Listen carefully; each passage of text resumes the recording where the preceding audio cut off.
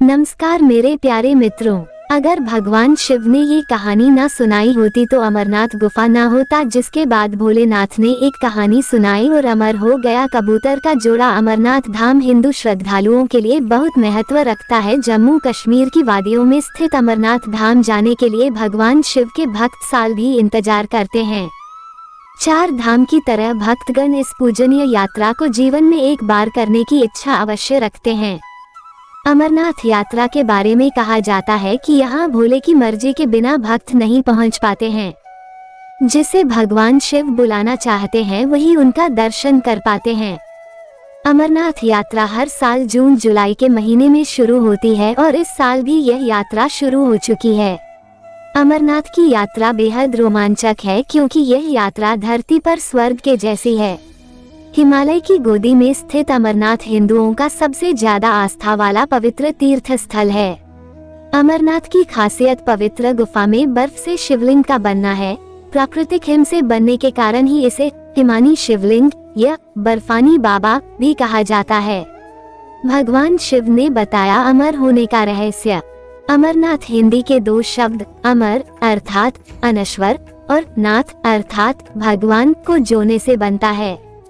एक पौराणिक कथा के अनुसार जब देवी पार्वती ने भगवान शिव से अमरत्व के रहस्य को प्रकट करने के लिए कहा जो वे उनसे लंबे समय से छुपा रहे थे, तो ये रहस्य बताने के लिए भगवान शिव पार्वती को हिमालय की इस गुफा में ले गए ताकि उनका ये रहस्य कोई भी ना सुन पाए। और यही भगवान शिव ने देवी पार्वती को अमरत्व का रहस्य बताया।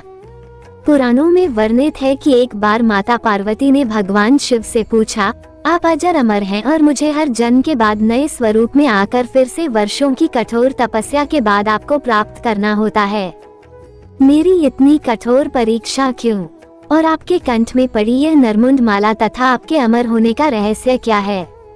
भगवान शिव ने माता पार्वती से एकांत और गुप्त स्थान पर अमर कथा सुनने को कहा, जिससे कि अमर कथा कोई अन्य जीव ना सुन पाए, क्योंकि जो कोई भी इस अमर कथा को सुन लेता है वह अमर हो जाता। पुराणों के मुताबिक शिव ने पार्वती को इसी परम पावन अमरनाथ की गुफा में अपनी साधना की अमर कथा सुनाई थी, जिसे हम अमरत्व कहते हैं।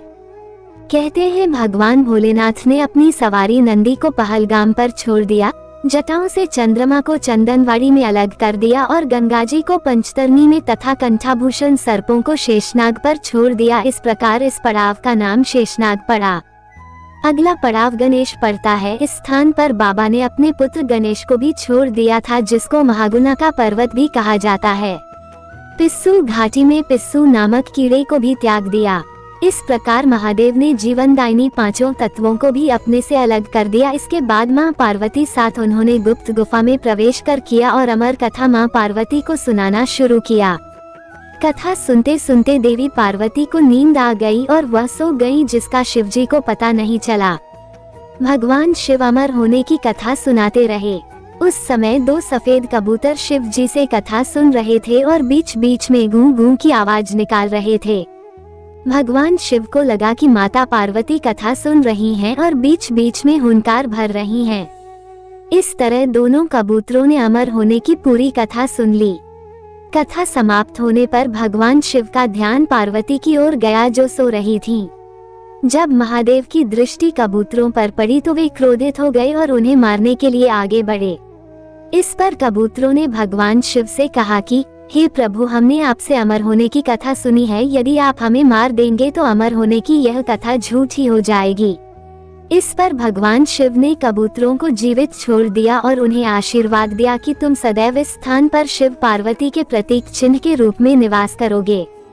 ये कबूतर का जोड़ा अजर अमर हो गया, ऐसा कहते हैं। आज भी इन दोनों कबूतरों का दर्शन भक्तों को यहाँ प्राप्त होते हैं और इस तरह से यह गुफा अमर कथा की साक्षी हो गई और इसका नाम अमरनाथ गुफा के नाम से प्रसिद्ध हो गया।